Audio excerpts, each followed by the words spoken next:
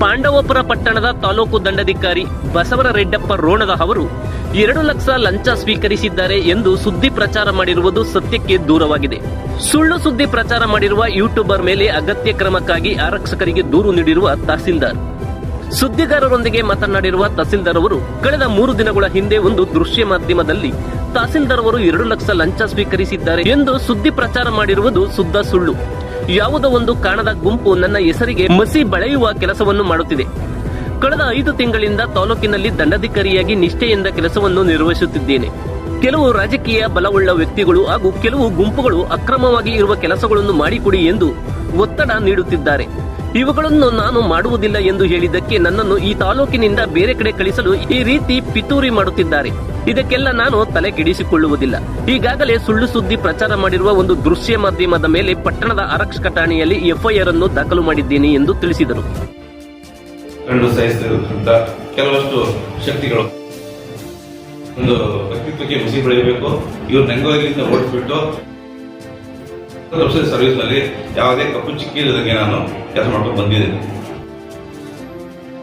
YouTube TV channel ನಲ್ಲಿ ಗೋಪಾಲ್ ಅಂತ ವ್ಯಕ್ತಿ ಯಾವುದೇ ಒಂದು ಕಡತವನ್ನು ನಾವು ಹ್ಯಾಂಡಲ್ ಮಾಡಿಲ್ಲ. ಯಾರಿಂದ ಕೂಡ ಲಂಚ ಸ್ವೀಕರಿಸಿಲ್ಲ. ಗೋಪಾಲ್ ಅಂತವ್ರು ಕೂಡ ಬಂದ್ಬಿಟ್ಟು ಇಂಥ ಬೇರೆ ಕೆಲಸ ಇದೆ ಅಂತ ಯಾರು ಬಂದಿಲ್ಲ. ಗೋಪಾಲ್ ಸಂಬಂಧಿಸಿದ ಯಾವುದೇ ಕಡತಗಳು ನಮ್ಮಲ್ಲಿಲ್ಲ. ಆಡುಪುರ ತಹಶೀಲ್ದಾರ್ ಭ್ರಷ್ಟ ಲಂಚ ಕೊರತಿಂದು ಹಂಗಾಗಿದೆ, ಸಾಕ್ಷಿ ಸಂಬಂಧ ಸಿಕ್ಕಿಬಿದ್ದಿದೆ ಅಂತ ಚಾನೆಲ್ ಅವರು ನಮ್ಗೆ ಯಾವ್ದು ಕಾಂಟ್ಯಾಕ್ಟ್ ಮಾಡಿದಂಗೆ ಯಾವುದೇ ಒಂದು ಸಾಕ್ಷಿ ಆಧಾರ ಇಲ್ಲದಂಗೆ ಒಂದು ಹರಿದು ಬಿಡ್ತಾರೆ. ಸುದ್ದಿನ ಇಸ್ಕೊಂಡು ನಾನು ಪೊಲೀಸ್ ಸ್ಟೇಷನ್ಗೆ ಒಂದು ಕಂಪ್ಲೇಂಟ್ ಕೊಟ್ಟು ಬಂದಿದ್ದೀನಿ. ಕೆಲವಷ್ಟು ವಿಷಯಗಳನ್ನ ನಿಮ್ಮ ಹತ್ರ ಹಂಚ್ಕೋಬೇಕಾಗಿತ್ತು. ಅದಕ್ಕೋಸ್ಕರ ಈ ಸಭೆಯನ್ನ ಕರೆದಿದ್ದೀನಿ. ಇದರಲ್ಲಿ ಪ್ರಮುಖವಾಗಿರ್ತಕ್ಕಂಥ ಅಂಶಗಳು ಅಂದರೆ, ನಾನು ಈ ಪಾಂಡವಪುರ ತಾಲೂಕಿಗೆ ಸೆಪ್ಟೆಂಬರ್ 6ನೇ ತಾರೀಕಿಗೆ ಕರ್ತವ್ಯ ಮಾಡಿಕೊಂಡು ಈ 5 ತಿಂಗಳು ಸಾರ್ವಜನಿಕರಿಗೆ ಹೋಗೋ ರೀತಿಯಲ್ಲಿ ಎಲ್ಲ ಕೇಸ್ಗಳನ್ನ ಸುವ್ಯವಸ್ಥಿತವಾಗಿ ನಿರ್ವಹಿಸೋಕ್ಕೆ ಪ್ರಯತ್ನ ಪಡ್ತಾ ಇದ್ದೀನಿ.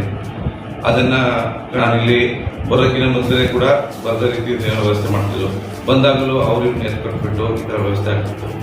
ಅದು ಈಗಲೂ ಕೂಡ ಒಟ್ಟಿನಲ್ಲಿ ಮಾಡಿರೋ ಕೆಲಸ ಮಾಡೋದಕ್ಕಿಂತನೂ ಎಲ್ಲ 1-2 ಸ್ಟ್ರಕ್ ಆಗಿರೋ ತೋರಿಸ್ಬಿಟ್ಟು ಕೆಲಸ ಬರ್ತಾ ಇತ್ತು. ನಾವು ನೀವೆಲ್ಲ ನೋಡಿದಂಗೆ ಪ್ರತಿ ತಿಂಗಳು ಒಂದು 500ರಿಂದ 600 ಫೈಲ್ ಇರ್ತವೆ. ಅದೇ ರೀತಿ ಈಗ ಆನ್ಲೈನ್ ಬಂದಿರ್ತಕ್ಕಂಥ ಕೇಸ್ಗಳು, RRT ಕೇಸ್ ಇರಲಿ, 125 ಕೇಸ್, ಪ್ರತಿಯೊಂದನ್ನು ನಾವು ವ್ಯವಸ್ಥಿತವಾಗಿ ಡಿಸ್ಪೋಸ್ ಮಾಡ್ತಾ ಇದ್ವಿ. ಇದರೊಳಗೆ ಇನ್ನೊಂದು ಅಂಶ ಇತ್ತು, ಮೊದಲು ಯಾವ ಎಂಟ್ರಿ ಆಗಿರ್ಬಿಟ್ಟು ಯಾವುದೇ ಈಗ ಫೈನಲ್ ಬಂದಾಗ ಸೈನ್ ಬಂದಾಗ ನಾನು ಯಾವುದೇ ಮೂಲ ಕಡತ ಇಲ್ಲದೆ ನಮ್ಮ ಸದಸ್ಯರು ಹೇಳ್ಬಿಟ್ಟು ಮೂಲ ಕಡತವನ್ನು ತರಿಸ್ಕೊಂಡು ಅದೇ ರೀತಿ ಸ್ಪಾಟ್ಗೆ ಹೋಗಿಬಿಟ್ಟು ಅನುಭವ ಇರೋದನ್ನ ಖಚಿತಪಡಿಸ್ಕೊಂಡೆ ಅವುಗಳ ಕೆಲಸಗಳನ್ನ ಕ್ಲೋಸ್ ಮಾಡ್ತಾ ಇದ್ವಿ. ಇದರಿಂದ ಕೆಲವಷ್ಟು ಜನಗಳಿಗೆ ಯಾರು ಅನುಭವ ಇಲ್ಲವೋ, ಯಾರು ಮೂಲ ಕಡತಗಳು ಇಲ್ಲವೋ ಅಂಥವ್ರಿಗೆ ತೊಂದರೆ ಆಗೋ ಸಂಭವ ಇದ್ದು ಅವರು ಈ ಥರ ಮಾಡಿಸ್ಬೋದು. ಈ ಹಿನ್ನೆಲೆಯಲ್ಲಿ ಈ ಮೊನ್ನೆ ಸಂಜೆ ಒಂದು ಅದೇ ಸ್ಯಾಟಲೈಟ್ ಟಿವಿ ಅಲ್ಲ, ಯೂಟ್ಯೂಬ್ ಟಿವಿ ಚಾನಲ್ನಲ್ಲಿ ಆ ಹೆಸರನ್ನ ಹೇಳಿದ್ರೆ ಅವ್ರ ಪಬ್ಲಿಸಿಟಿ ಜಾಸ್ತಿ ಸಿಗ್ಬೋದು.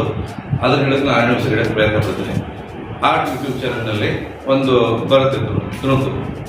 ಏನೋ ಅಂಶ ಅಂದರೆ, ಪಾಂಡವಪುರ ತಹಶೀಲ್ದಾರ್ ಭ್ರಷ್ಟ ಲಂಚ ಕೊರತಿಂದು ಹಂಗಾಗಿದೆ, ಸಾಕ್ಷಿ ಸಂಬಂಧ ಸಿಕ್ಕಿಬಿದ್ದಿದೆ ಅನ್ನೋ ಒಂದು ಕೊಡ್ತಾರೆ. ಅದರಲ್ಲಿ ಗೋಪಾಲ್ ಆ ಚಾನೆಲ್ ಅವರು ನಮ್ಗೆ ಯಾವುದೂ ಕಾಂಟ್ಯಾಕ್ಟ್ ಮಾಡಿದಂಗೆ ಯಾವುದೇ ಒಂದು ಸಾಕ್ಷಿ ಆಧಾರ ಇಲ್ಲದಂಗೆ ಒಂದು ಹರಿಬಿಡ್ತಾರೆ ಸುದ್ದಿನ. ಆ ಹರಿಬಿದ್ದ ಸುದ್ದಿ ಗೊತ್ತಾದ ಮೇಲೆ ನಾನು ನೇರವಾಗಿ ಕಾನೂನು ಪ್ರಕಾರ ಕ್ರಮ ಬಗ್ಗೆ ಜಿಲ್ಲಾಧಿಕಾರಿಗಳಿಗೆ ಮೌಖಿಕವಾಗಿ ಫೋನ್ನಲ್ಲಿ ಮಾತಾಡಿದಾಗ ಮುಂದಿನ ಕ್ರಮವನ್ನು ಗಮನಿಸೋದಕ್ಕೆ ಪೊಲೀಸ್ ಕಂಪ್ಲೇಂಟ್ ಕೂಡ ರೆಡಿ ಆಗ್ತದೆ. ನಿನ್ನೆ ಆಫೀಸ್ ಕೆಲಸ ಮತ್ತು ಒಂದು ಪ್ರಮುಖವಾದ SC ಕುಂಚಿಬಿಟ್ಟು ಸಭೆ ಇರೋದ್ರಿಂದ ಅದನ್ನು ಮುಗಿಸಿ ನಾನು ಕಂಪ್ಲೇಂಟ್ ಕೊಡೋದಕ್ಕೆ ಹೋದ ಸಂದರ್ಭದಲ್ಲಿ ಸುಮಾರು ಟೈಮ್ ಹಿಡಿತೆಲ್ಲ ಮಾಡ್ಕೊಂಡು ಕೊಡೋ ಹೊತ್ತಿಗೆ, ಕಂಪ್ಲೇಂಟ್ ಕೊಟ್ಟು ಮುಗಿಯೋ ಹೊತ್ತಿಗೆ ಆ ಚಾನಲ್ನಿಂದ ಆ ಸುದ್ದಿ ಪ್ರಸಾರ ನಿಂತೋಗಿದೆ. ಅದನ್ನು ಅವರು ಡಿಲೀಟ್ ಮಾಡ್ಕೊಂಡಿದ್ದಾರೆ. ಇದು ಮೊನ್ನೆ ಆಗಿದೆ. ಫೋಟೋ ಹಾಕಿದ್ದು ಸಿಕ್ಕಿ ಬಿದ್ದಿದ್ರೆ ನಮ್ಮನ್ನ ಇಟ್ಕೊಂಡು ಹೋಗ್ಬೇಕಾಯ್ತು. ನಾವಿಲ್ಲೇ 6 ಗಂಟೆವರೆಗೂ ಮೀಟಿಂಗ್ ಮಾಡ್ತಾ ಇದ್ದೀವಿ. ಆ ಸಮಯದಲ್ಲಿ ಬಂದು ಆಫೀಸ್ ಹೋಗ್ತೇನೆ. ಇರಲಿ, ನೀವು ಗಮನಿಸಿದಂಗೆ ನಾನು ಯಾವುದೇ ಭ್ರಷ್ಟಾಚಾರದಲ್ಲಿ ಭಾಗಿಯಾಗಿಲ್ಲ, ಯಾರಿಂದ ಕೂಡ ಲಂಚವನ್ನು ಸ್ವೀಕರಿಸಿಲ್ಲ. ಬಂದಿರತಕ್ಕಂಥವರು ಎಷ್ಟೇ ಜನ ರೈತರು ಕೂಡ ಆಚೆ ವೇಟ್ ಮಾಡ್ತಾರೆ, ಕೇಳಬಹುದು, ರ್ಯಾಂಡಮ್ ಆಗಿ ಕೇಳ್ಬೋದು.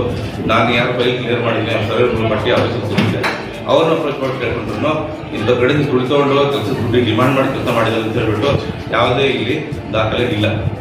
ಈ ಹಿನ್ನೆಲೆಯಲ್ಲಿ ನನ್ನ ಏನೊಂದು ವ್ಯಕ್ತಿತ್ವಕ್ಕೆ ಮುಸಿ ಬೆಳೆಯಬೇಕು. ಇವ್ರು ನೆಂಗೋಗಿಂದ ಓಡಿಸ್ಬಿಟ್ಟು ಯಾರ್ಯಾರೋ ಏನೇನೋ ಕಮಿಟ್ ಆಗಿರೋ ಕೆಲಸಗಳಿಗೆ ನಮ್ಮ ರಜಾ ಕಳಿಸ್ಬಿಟ್ಟು ಅವರು ಕುಂತಿಲ್ಲ, ಫೈಲ್ ಕ್ಲಿಯರ್ ಮಾಡಿಸ್ಬೇಕು ಅಂತ ಕೆಲವು ಪುನರ್ ನಡೆಸಿದ್ದು ಇದನ್ನ ಮಾಡ್ತಾ ಇದ್ದಾರೆ. ಅದಕ್ಕೆ ನಾನು ಚಾಲೆಂಜ್ ಮಾಡ್ಕೊತೇನೆ. ಆದರೆ ಹೇಳಿದ್ದಾರೆ ಆ ಕ್ಲಿಪ್ ನೀವು ನೋಡಿರ್ಬೋದು, ನೀನೇನು ನೋಡಿದ್ರೆ ಅದ್ರ ಬಗ್ಗೆ ನಾನು ಪೊಲೀಸ್ ಕಂಪ್ಲೇಂಟ್ ಕೊಟ್ಟು ಶಾಸನಬದ್ಧವಾಗಿ ಏನು ನನಗೆ ಅವಕಾಶ ಬಳಸ್ಕೊತೀನಿ.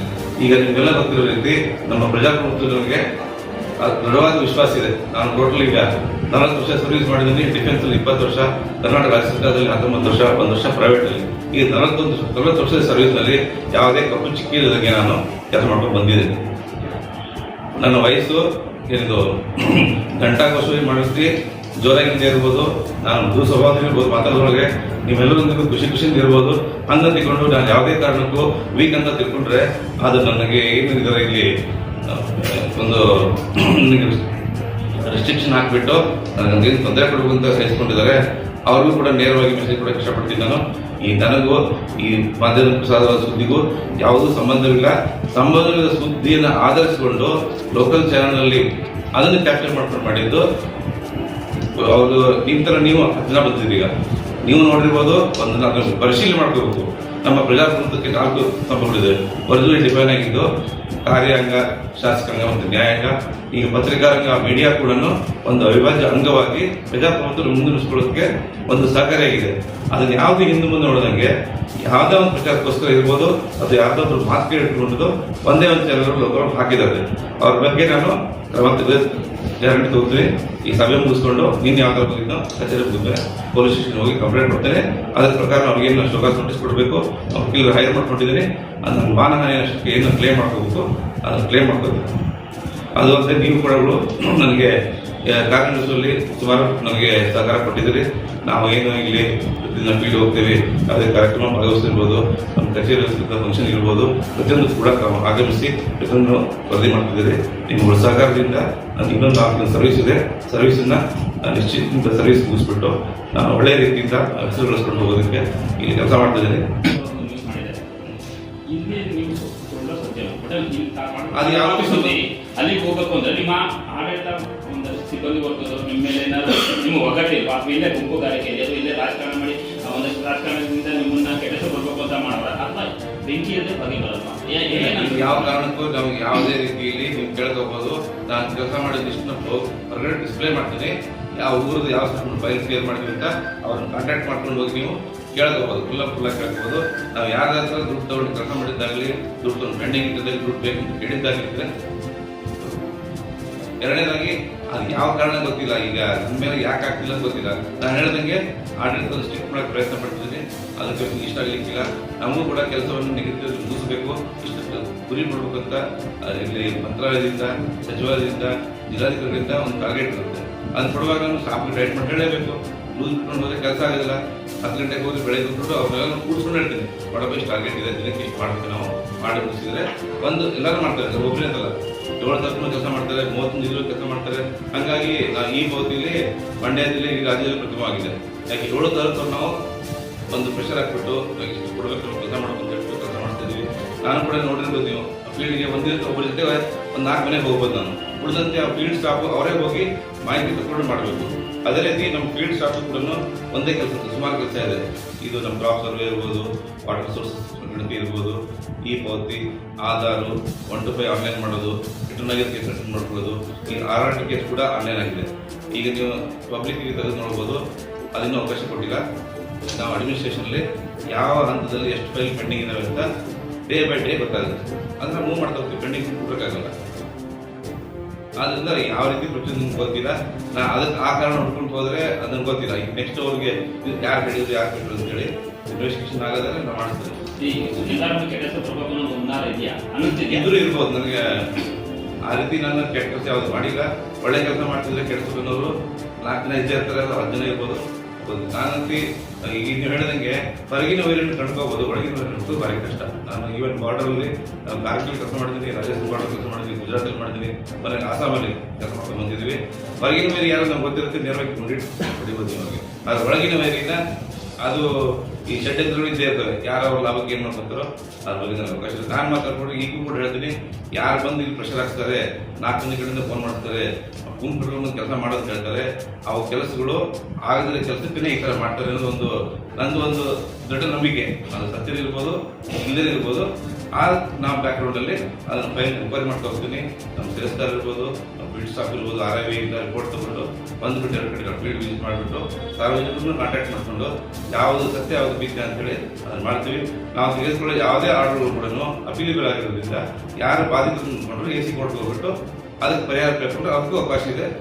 ಆ ಥರ ನಾನು ಇಲ್ಲಿ ಒಂದು ಸಿಸ್ಟಮೆಟಿಕ್ ಆಗಿ ಕ್ರಮ ವಹಿಸ್ಕೊಂಡು ಕೆಲಸ ಮಾಡ್ತಿದ್ದೇನೆ. ಮೊದಲೇ ಪ್ಲಾನ್ ಮಾಡ್ಕೊಂಡಂಗೆ ಹೋಬಳಿ ಹೊರ ಹೋಗ್ಬಿಟ್ರೆ ಒಂದಿನ ಒಂದು ಹೋಬಳಿ ಕೂತ್ಕೊಂಡು ನಿಮ್ದು ಏನಿದೆ ಬರ್ಕೊಟ್ಟು ಹೋಗಿ, ಒಂದು ಫಿಕ್ಸ್ ಟೈಮ್ 4 ವಾರ ಟೈಮ್ ತಗೊಳ್ಳೋದು, ಅಷ್ಟರೊಳಗೆ ಕೆಲಸ ಮಾಡಿ ಕೊಡೋದು.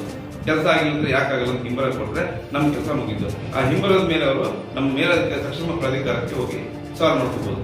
ಆ ಥರ ಇದೆ.